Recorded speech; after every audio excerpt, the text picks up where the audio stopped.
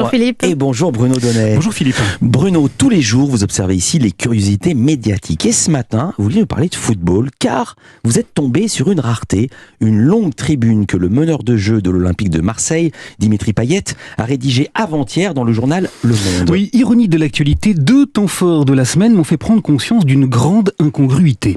Le football est omniprésent dans les médias, mais ce ne sont quasiment jamais les principaux concernés, les joueurs qui nous en parlent.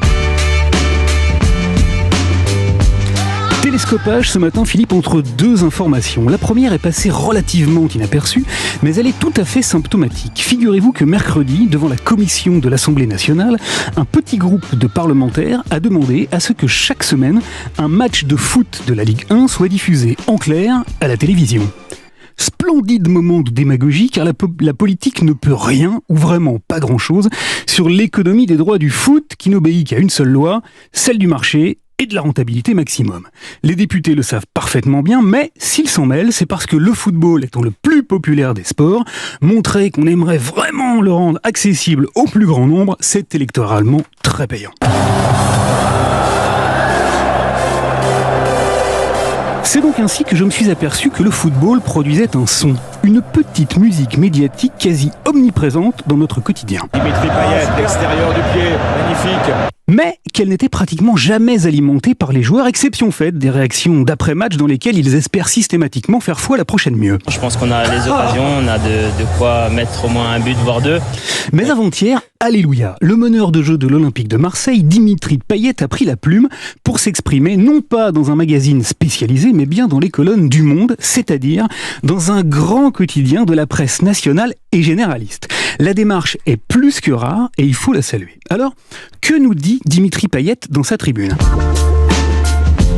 Eh bien qu'il en a ras les crampons d'être la cible de jets de bouteilles sur les stades lorsqu'il s'approche des poteaux de corner. C'est arrivé déjà 2 fois depuis le début de la saison et ça s'est passé dans cette ambiance-là.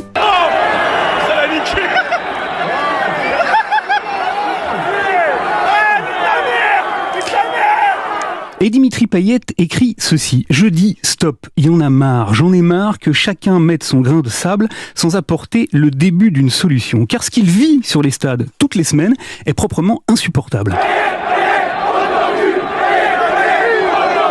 Alors il dit au Monde la peur qu'il étreint à chaque fois qu'il doit tirer un corner et il lance un appel. Au prochain incident, dit-il, j'aimerais voir les 2 capitaines, les 2 entraîneurs se réunir dans le rond central et décider de ne pas reprendre. Je sais que ça va faire blêmir les dirigeants des clubs et les diffuseurs, mais j'aimerais que cette idée fasse son chemin parce que ça suffit. Éclairant point de vue qui devrait, on l'espère, secouer le petit monde du football. Ce soir, je vous mets de l'huile sur le feu. Parfaitement habitué à entretenir le spectacle sous les colibets racistes et les jets de bouteilles dans le dos des joueurs, mais par unique souci évidemment de maintenir la rentabilité de ses productions, mais nettement moins entraîné à voir s'exprimer dans la presse la conscience politique de joueurs qui sont souvent pris uniquement pour des numéros. Merci beaucoup Bruno Donnet, notre avant-centre. À lundi, bon week-end.